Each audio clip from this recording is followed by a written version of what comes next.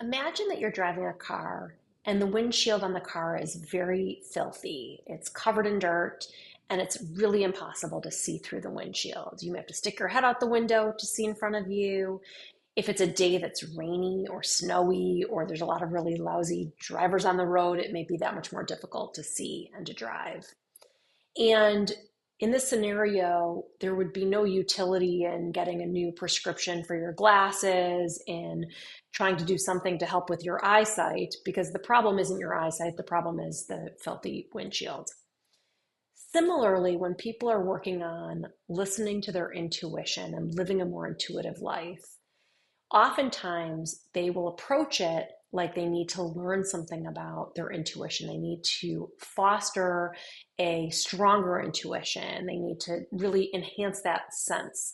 And what I like to talk about with clients and what I like to work on with myself and with the people around me is instead of focusing so much on enhancing your own intuition, working towards understanding what blocks your intuition. What is your intuition's dirty windshield, if you will? Because no matter how much you try to enhance your intuition or stimulate it, if there's a lot of filth that's in the way, you're not going to be able to really hear your intuition. You're not going to be able to sense it, just the way you're not going to be able to utilize your eyes if you're driving a car with a dirty windshield. Right now, it's a really important time for people to learn to live more intuitively. And part of that, or the reason for that, is that there is a lot of collective anxiety and stress right now.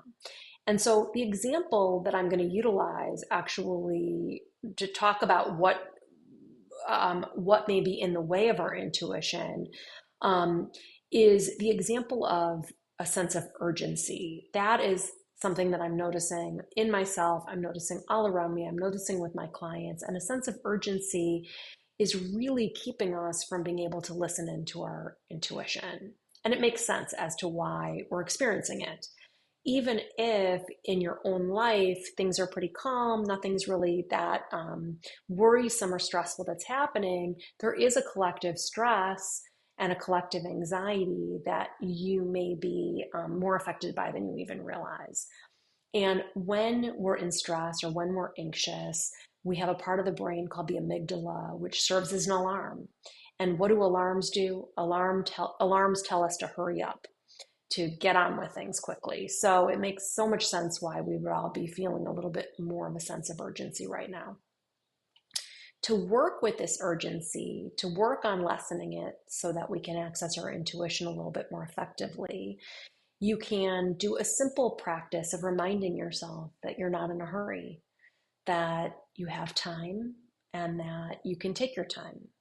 So I don't know if you even notice hearing that sentence may have relaxed you. It may have relaxed your body and relaxed your mind. And you can do this for yourself.